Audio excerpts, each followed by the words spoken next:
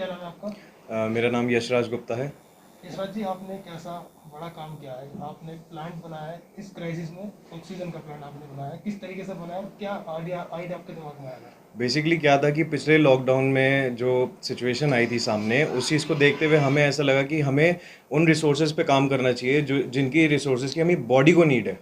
आजकल लोग क्या है, अपने फैशन के लिए और इन सब चीज़ों का बिजनेस करते हैं, लेकिन हमने सोचा कि काम वो किया जाए जो हमारे अपने रिसोर्सेज के लिए फ़ायदेमंद हो। तो इसलिए हमने सोचा कि कुछ ना कुछ ऐसा करा जाए जो अब तक लोग नहीं कर रहे हैं या जिस चीज़ को लोगों ने छोड़ दिया। तो बेसिकली क्या था कि ये ऑक्सीजन गैस मैन्युफैक्चरिंग जो प्लांट था, ये 2005-2006 के करीबन टाइम में ये बंद हो गए थे। उस टाइम पे liquid oxygen gas plants introduce हो गए थे, तो सिर्फ वही चल रहे थे। हमने क्या करा कि पूरे इंडिया से, अलग अलग स्टेट से, अलग अलग शहरों से हमने स्क्रैप इकट्ठा करा। पूरे पुराने ऐसे पार्ट जो लोगों ने कहा कि हम इसको काट के और स्क्रैप में ही बेच रहे हैं, कबाड़ में बेच रहे हैं, और हम लोगों ने उनसे वो पार्ट्स लिए और बेसिकली सोचा कि एक एक्सपेरिमेंट करते हैं। अगर सक्सेसफुल हो गया कि तो लोगों के काम आएगा। तो क्या हुआ कि वो जब हमने पार्ट्स सब इकट्ठे करे और उसको जोड़ना शुरू करा, पूरा एक्सपेरिमेंट करा, सारी चीज़ें करी, तो 4 से 6 महीने के अंदर अंदर हम सक्सेसफुल हो गए।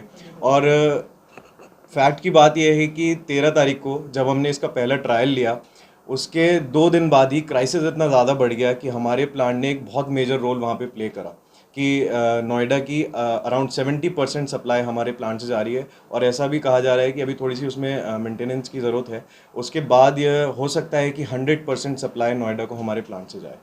कहाँ कहाँ से आपने स्क्रैप्स वगैरह इकट्ठे किए? हमने स्क्रैप बेसिकली पुणे से, छत्तीसगढ़ से, शाहजहाँपुर से और दिल्ली से, कुछ मेरठ से भी छोटे मोटे पार्ट्स गए हैं। और इनफैक्ट कुछ पार्ट्स तो ऐसे भी थे जिनको ढूंढने में हमें करीबन 1 महीना लग गया, क्योंकि ये प्लांट बंद हो चुके थे, तो इनका ज़्यादा पार्ट्स अब मिल नहीं रहे थे।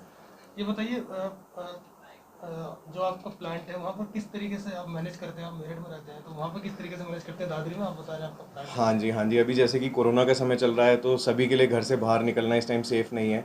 तो हम लोग भी कोशिश कर रहे हैं कि हम यहीं से सारी चीज़ें फ़ोन पे कोऑर्डिनेट करें। हमने पूरा स्टाफ वहाँ पे छोड़ रखा है। प्लस गवर्नमेंट के थ्रू हमें कुछ वहाँ पे वॉलंटियर्स भी मिले हुए हैं जो हमें पूरा सपोर्ट कर रहे हैं, पूरे तरीके से हेल्प आउट कर रहे हैं। तो उनसे कोऑर्डिनेशन मिलाते हुए हम लोग उस चीज़ को मैनेज कर रहे हैं अभी। आपके पास फ़ोन वगैरह भी आते होंगे, फ़ोन कॉल्स आते होंगे ऑक्सीजन के लिए। जी, जी, जी। तो क्या लगता है आपको, कितना बड़ा आपने काम किया है? कैसा आप महसूस मेरे करते हैं? मेरे को इस टाइम बस ये हो रहा है कि लोग कैसे भी बच जाएं।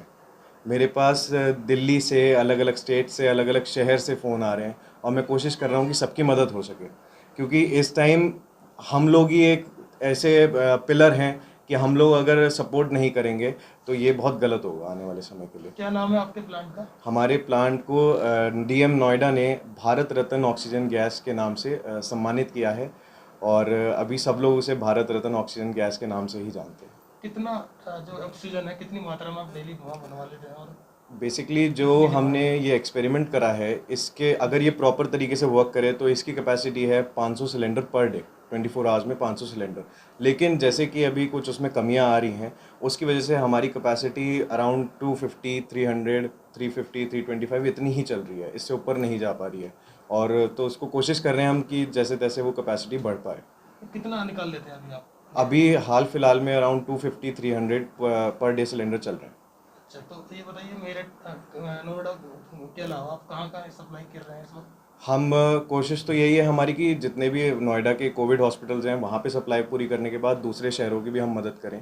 लेकिन कुछ लोग हैं जो बहुत इमरजेंसी केसेस में आ रहे हैं, सिंगल सिलेंडर या 2 सिलेंडर लेके अपनी खुद की गाड़ियों में, तो हम कोशिश कर रहे हैं कि भी उनकी भी हेल्प हो सके। तो जितना हमसे हो पा रहा है हम पूरी तरीके से प्रयास कर रहे हैं कि सबकी मदद हो सके। मेरठ में भी बहुत कमी है ऑक्सीजन की, तो क्या आप चाहते हैं मेरठ में भी आना चाहिए ऑक्सीजन आपके यहाँ से, बिल्कुल, क्योंकि आप खुद मेरठ को बिलोंग करते हैं? बिल्कुल हम चाहते हैं कि मेरठ में भी ऑक्सीजन सप्लाई हो, और इनफैक्ट मेरठ क्या आसपास भी सब जगह सप्लाई होनी चाहिए जहाँ कमी है। और जितनी हमारी क्षमता है हम उतना काम करें, और इनफैक्ट उससे ज़्यादा करें। हम तो पूरी कोशिश कर रहे हैं, लेकिन बस थोड़ा सा अभी मैकेनिकल इश्यूज़ की वजह से हम थोड़ा फंसे हुए हैं। लेकिन कोशिश कर रहे हैं कि आने वाले समय में हम मेरठ को भी सप्लाई करें। तो अच्छे बताइए, आपके साथ और कौन कौन इस काम में आपके साथ है, अ, आपके अलावा जो आपकी टीम है? जी, जी। इसके अलावा मेरे फादर, वो केमिकल इंजीनियर हैं, और मेरे चाचा जी वो इलेक्ट्रिकल इंजीनियर हैं।